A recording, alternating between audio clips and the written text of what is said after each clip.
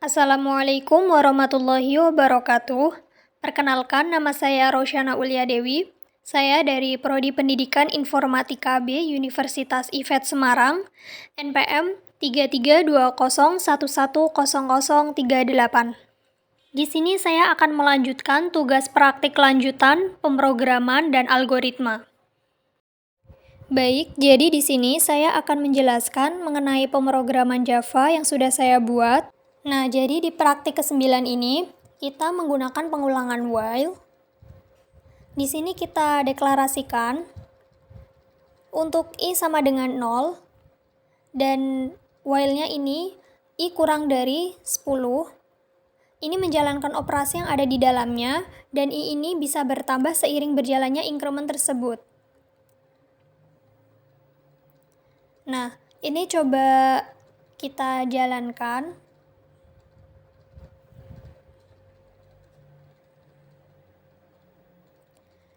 Dan hasil dari output ini kita bisa lihat bahwa hasil dari saya belajar algoritma ini sebanyak 10 kali.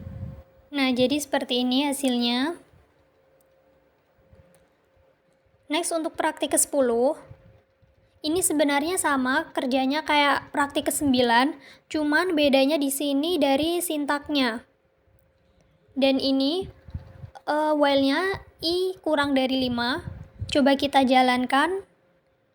Nah, ini hasilnya saya belajar algoritma itu ada 5 kali karena di sini kita pakai I kurang dari 5 dan dia akan terus berjalan seperti itu. Selanjutnya kita memasuki praktik 11, yaitu menggunakan iterasi for. Menggunakan iterasi for, di sini kita menggunakan statement j-min-min. J-min-min ini apabila dijalankan, maka file dari j ini akan berkurang dan variabel i ini akan bertambah. Jadi ini kita kan ini j-min-min ya. Ini dan I variabel ini akan I sama dengan 4 ini akan bertambah. Jadi di sini kita bisa lihat nilai dari J itu kan akhirnya nanti bisa 0. Akhirnya akan berakhir 0, padahal itu awalnya kan 4, 3, 2, 1, dan begitu pula I ini akan bertambah 0, 1, sampai 4. Selanjutnya kita memasuki praktik ke-12. Praktik ini sama kayak praktik ke-11, jadi bedanya ini cuma kita rubah tampilannya untuk menjadi sederhana saja. Jadi ini menggunakan perulangan for yang direvisi seperti itu. Nah, jadi untuk menyederhanakannya, kita di sini cukup memberi pembatas. Determin di sini kita beri pembatas, yaitu kita kasih koma saja. Nah, jadi kalau kita jalankan itu hasilnya juga akan sama kayak praktik tadi, praktik ke-11. Next, untuk praktik ke-13. Nah, jadi di sini kita menggunakan operasi for, kemudian kita buat statement menjadi break atau berhenti sebentar. Nah, jadi ini sudah kita definisikan untuk I sama dengan I kurang dari 10.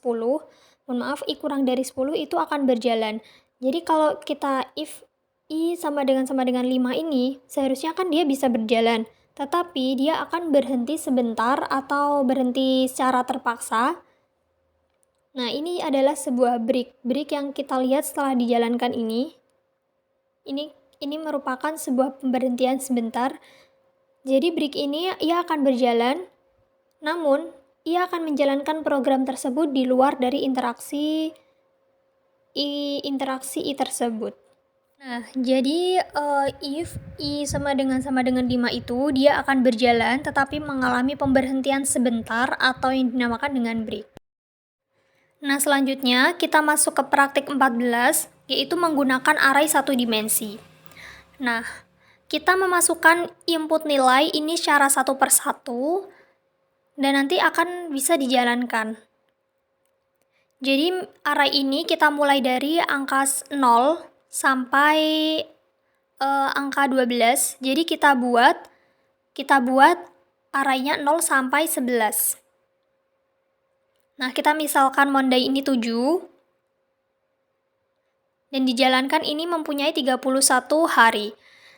Nah, kalau misalkan Monday-nya ini kita ganti angka 8, angka 8. Coba kita jalankan dan hasil dari Monday ke-8 ini yaitu 30 hari. Nah, selanjutnya untuk praktik ke-15 yaitu array next 1 dimensi. Jadi di sini sama saja, cuma bedanya kita memasukkan nilainya itu secara langsung atau setelah kita deklarasikan variabel Monday tadi, kita membuat ini dari awalnya itu kita kasih kurung dan kita kasih koma. Jadi seperti ini. Tadi oke, kita misalkan di sini 7 ya. Dan ini akan hasilnya 7 ini akan menghasilkan 31 hari Monday ke-7. Nah, jadi kalau misal di sini kita ganti 20 ya, misal kita ganti Monday ke-20, maka untuk outputnya ini tidak menghasilkan apapun atau output error. Dan angka 20 tadi itu kita misalkan angkanya itu lebih dari indeks yang kita punya, jadi hasilnya error. Selanjutnya kita masuk ke praktik 16. Nah, jadi di sini kita menggunakan data type double. Dan kalau di sini kita jalankan,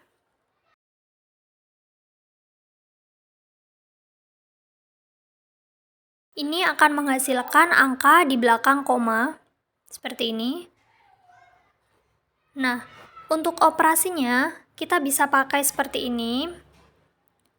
Kalau mau yang lebih simple, ini kita jadikan seperti ini, hasil plus sama dengan nilai ujian.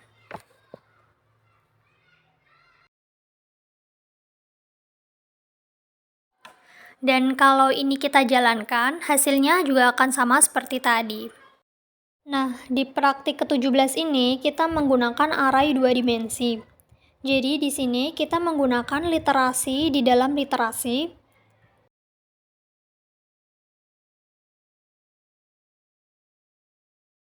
Jadi pertama, ini kita buat parameter definisinya I dulu, lalu di dalamnya ada parameter J.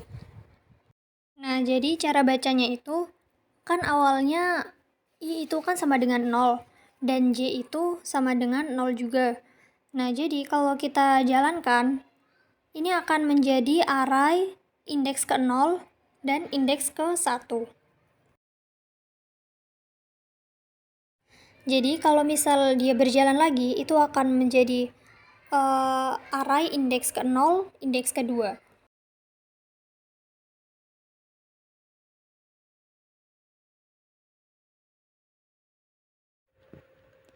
Nah, jadi di sini kita bisa misalkan 0, 1, 2, 3, 4 ke samping ini adalah indeksnya J. Tapi kalau 0 ke bawah sini, ke bawah ini kita misalkan indeks dari variabel I. Jadi kita bisa misalkan seperti itu, kalau ke samping punya J, kalau ke bawah itu punyanya I. Nah, jadi seperti itu cara kerja dari array 2 dimensi. Kita harus menggunakan literasi di dalam literasi.